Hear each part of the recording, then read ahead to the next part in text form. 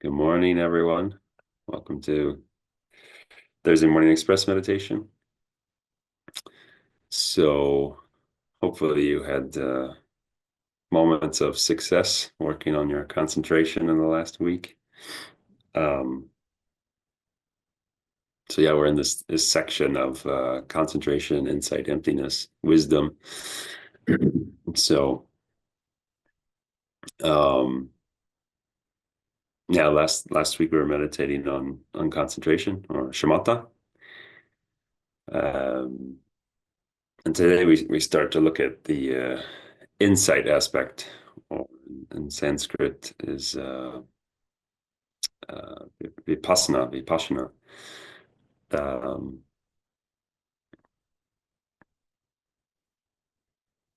and I think today I'll mostly read um some excerpts from the book so that it's a bit clear because it talks quite a bit about um, samsara, the root of samsara, and then over the next few sessions, it'll be meditations on emptiness. So we'll use the concentration, the insight, and then um, meditate on emptiness.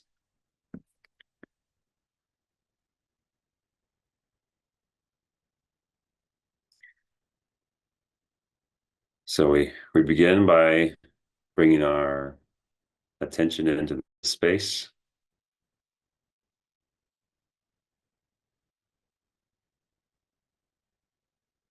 bringing our body into this space, finding a comfortable position.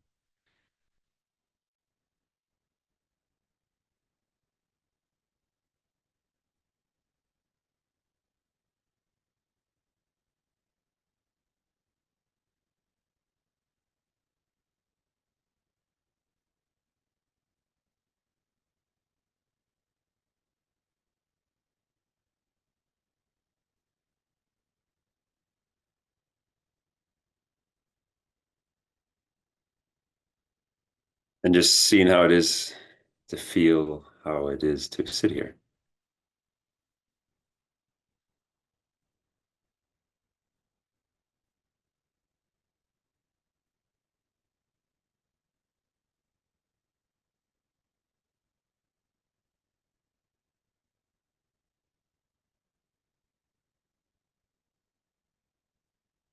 to do a check on our body, make sure we're not holding any tension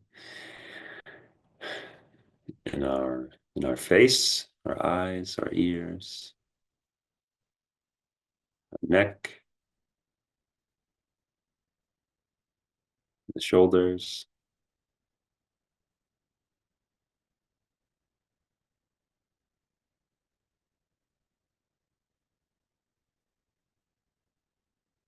the back,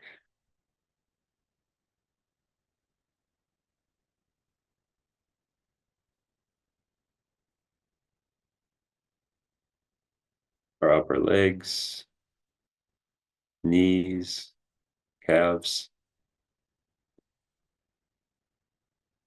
all the way down to our toes.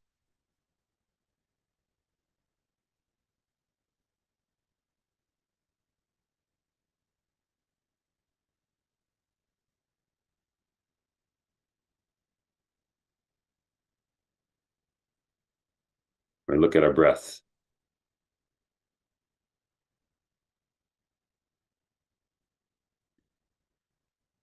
the inhale and the exhale.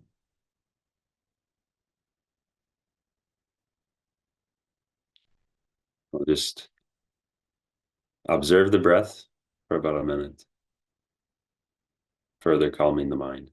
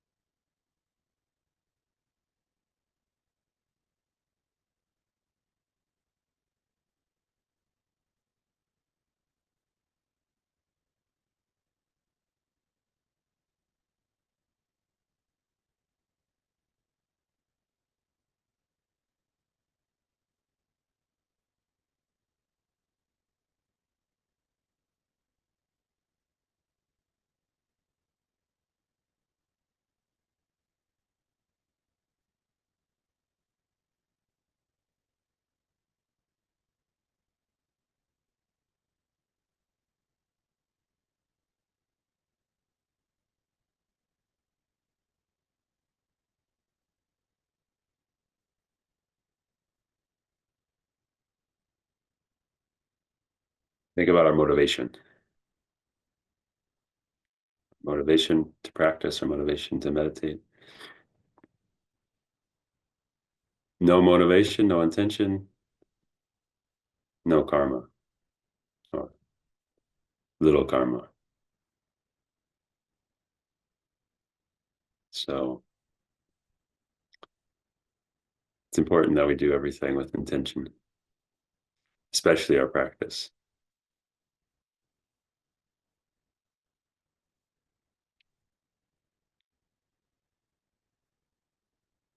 So we can think that we're practicing, we're meditating, we're trying to develop our minds to become enlightened, because that's the only way that we can help other sentient beings. It's this enlightenment that allows us to have wisdom, the correct wisdom that can help.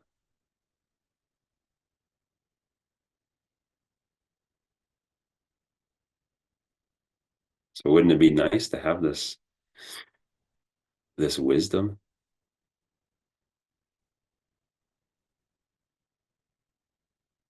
Because then we can be of real benefit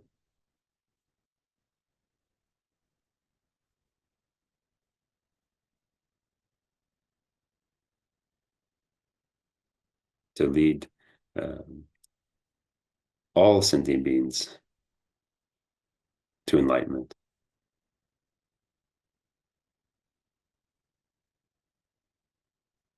So by myself alone, may I be the cause of enlightenment of all sentient beings.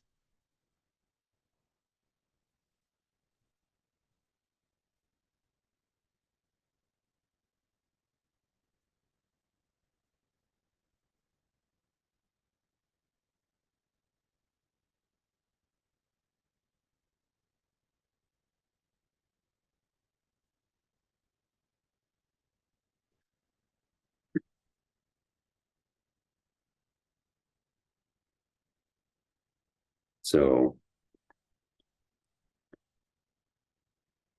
how to how to meditate on insight.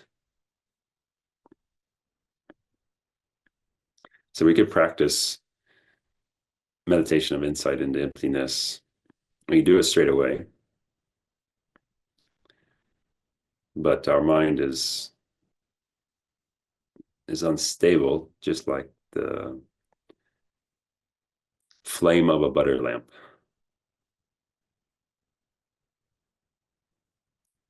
as it flickers in the wind. So our meditation is constantly disrupted by random thoughts and forgetfulness.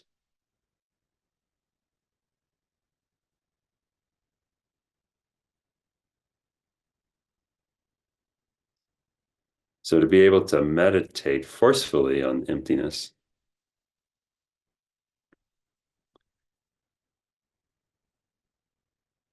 we must first develop this single-pointed concentration. And then when we achieve this, we'll be able to meditate on emptiness or on any other object that we wish. Otherwise, our mind will be like a heavy stone,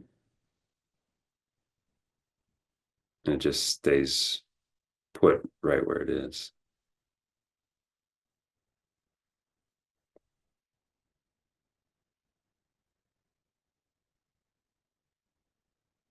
So we have to develop that concentration, obviously. And then when we have that concentration, we develop the insight, and we start with um, what is the root of samsara?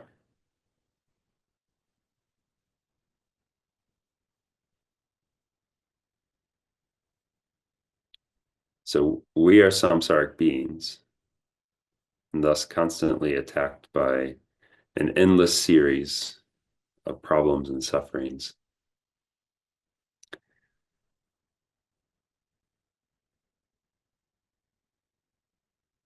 We're powerless against these. Sometimes we claim we're free and we can do anything. But on analysis, we can see that this is untrue. For although we wish to be always happy and untroubled,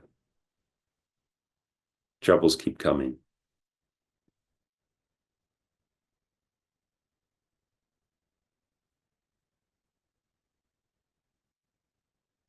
Sometimes wishing to be happy and recognizing that the cause of happiness is virtue,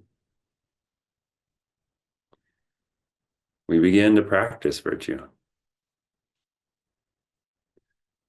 But then the obstacles arise from external conditions or from within us, which interfere with the practice, and it's unsuccessful.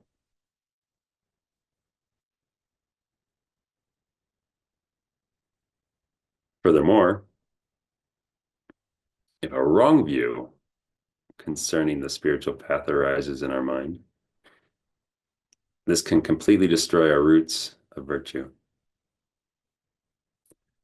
Outside, we might look the same, but inside, we should be totally different and in a miserable situation.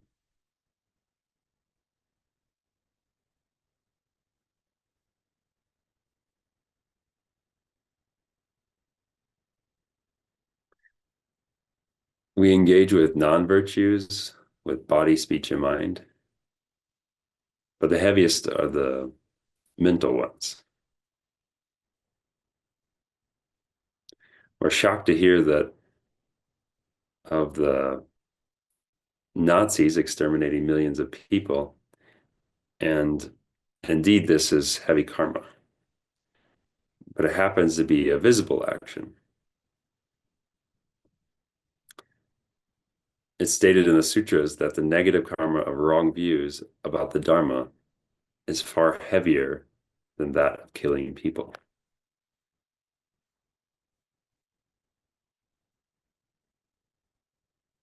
Until we reach a certain stage of spiritual development, the stage of sumitis, on the path of preparation,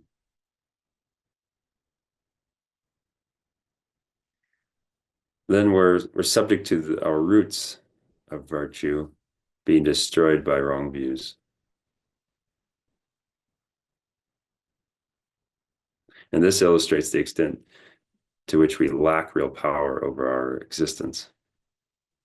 It also shows that in our Dharma practice, we should proceed slowly and carefully, not undertaking what is beyond our capacity. Otherwise, there's a danger of error.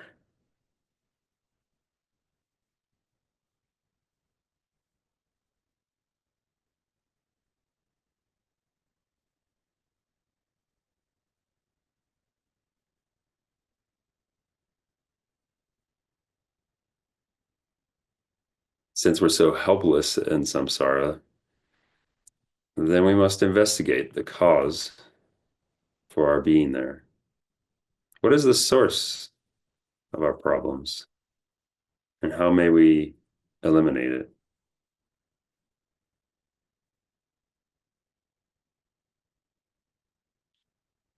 So generally, we seek the cause of suffering outside ourselves.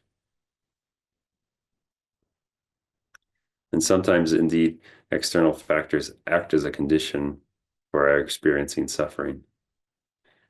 While sometimes we just protect this upon them.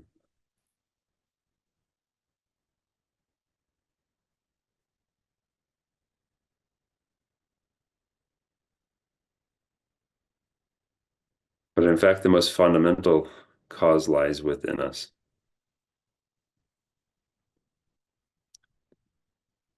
So similarly, if we plant a seed in the ground, warmth, moisture, and the rest act as conditions for this growing into a sprout. But the main cause of the sprout is the seed itself.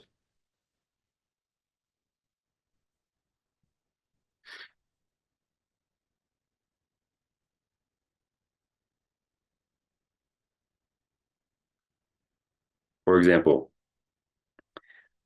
if someone looks at us in a way that we don't like and we get angry and we put the blame on that person, but really we should blame our own anger.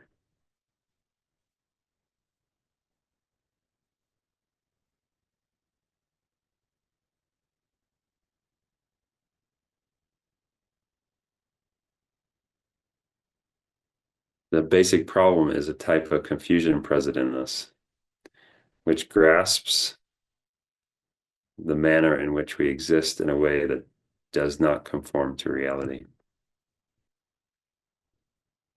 On the basis of this, defilements start to grow within us, which leads towards problems.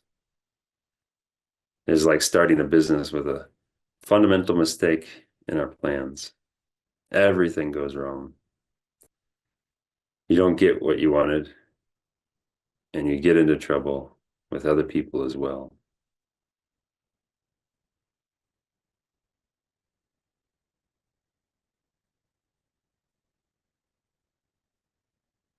Our mind is not defiled by nature, but neutral.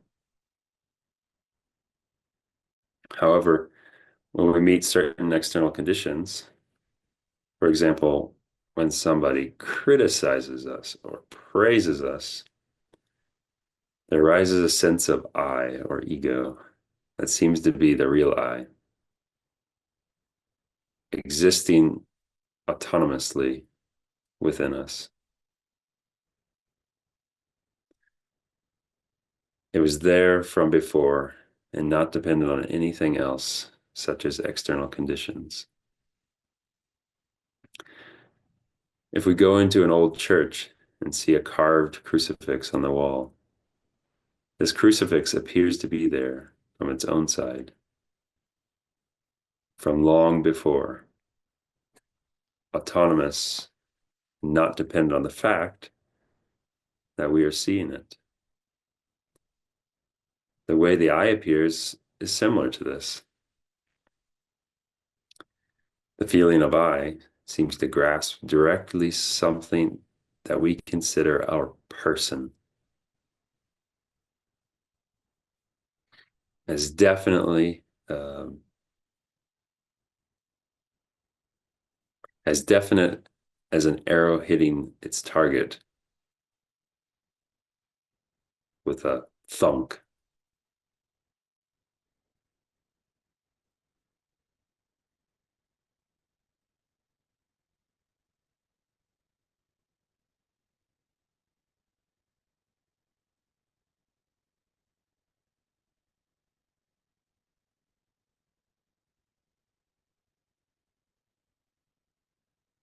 In fact, there is no inherently existent autonomous I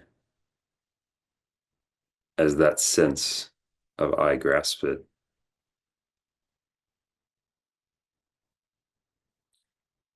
The appearance is a fabrication of ignorance.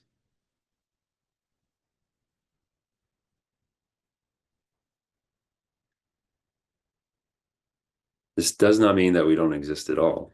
We do exist and engage in various activities, such as studying, this teaching,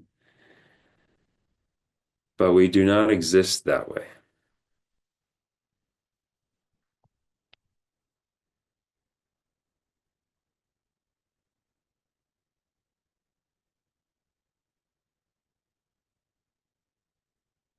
This spontaneous sense of an inherent self is something that every sentient being possesses, even an insect.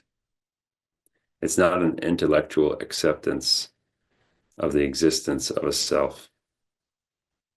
such as may occur through thinking about it, training one's mind in a particular philosophy, or being taught that there is such a self.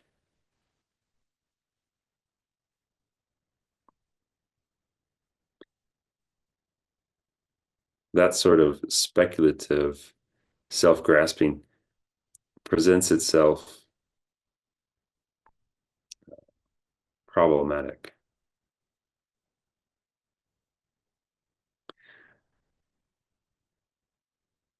But it is the spontaneous, innate sense of self that is most responsible for the sufferings we experience.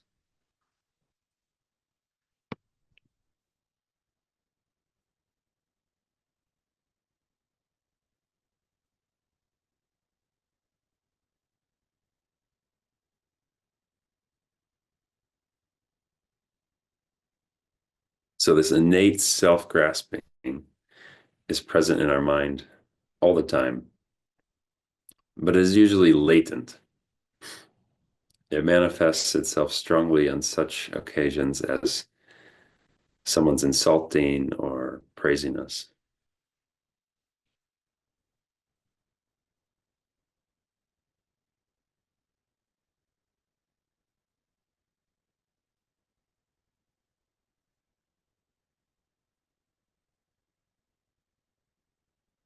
Based on this innate self or sense of self, we divide the world into two: mine and the rest. To our body, our aggregates, our possessions, our friends, and all that we consider mine. To these things, we develop attachment.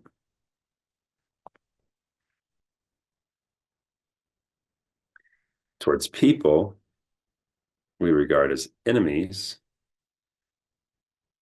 things we do not need, ideas contrary to ours, and everything else on the side opposite to ours. We develop hatred and aversion.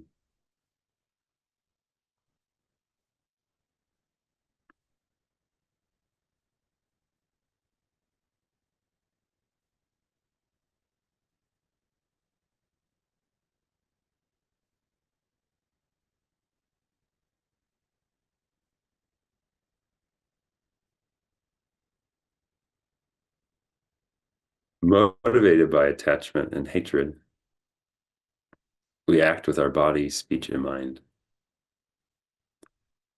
Arising out of negative states of mind, all these actions are unwholesome and they bring only suffering as a result.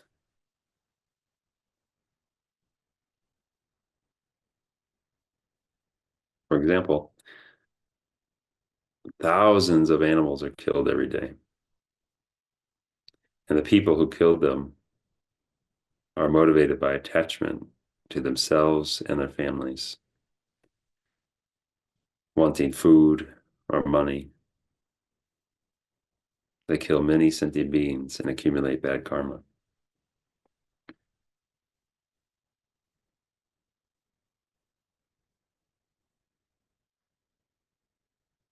While many of us do not kill animals, we create other wrong actions.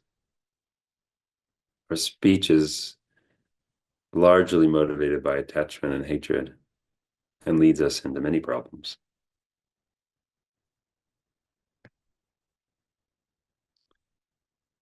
I think we can all relate to that. Oh, did I really say that? I didn't mean to.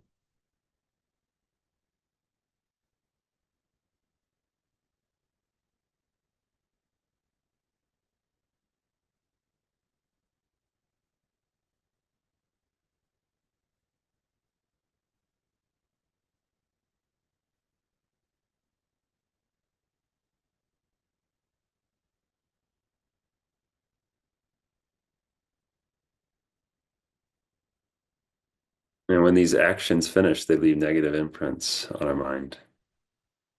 And although these imprints are not something material that can be seen or felt as a weight, we have many of them. And when they meet the right conditions, they will ripen and give rise to suffering results. They are the seeds of suffering referred to above.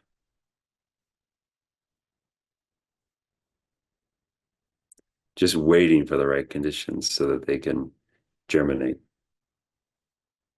Every day we accumulate such imprints, which can cause only difficulties in this life and later lives.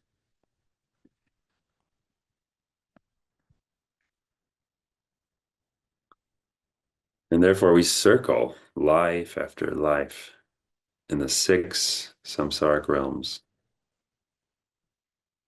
so that if we ask where we have been, one can hardly say more precisely than in samsara.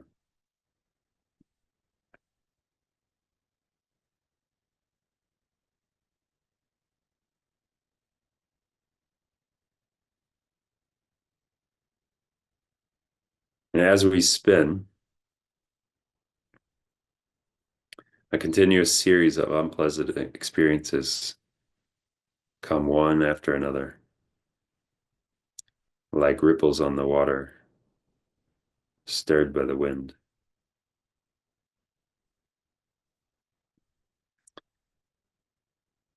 If we wish to eliminate the suffering of our samsaric existence, we must uproot its cause, the innate sense of an inherent self.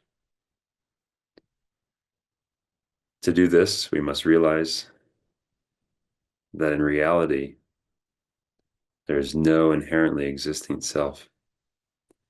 Then the grasping of such a self will be destroyed, and the main cause of suffering will no longer be there.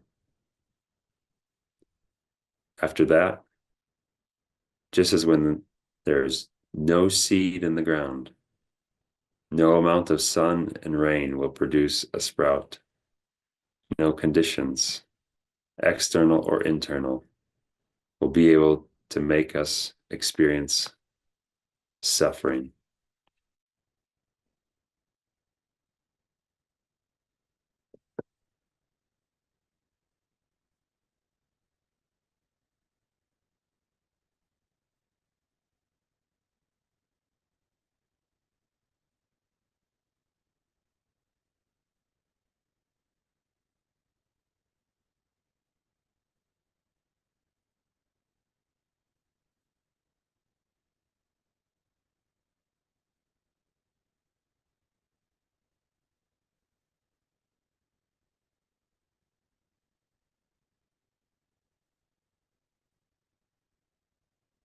So we dedicate all of our contemplations on the path to enlightenment, especially the root of samsara, the sense of the self-existing I. And we dedicate that. May we realize this emptiness so that we can be of benefit to all sentient beings and free them from the sufferings of samsara.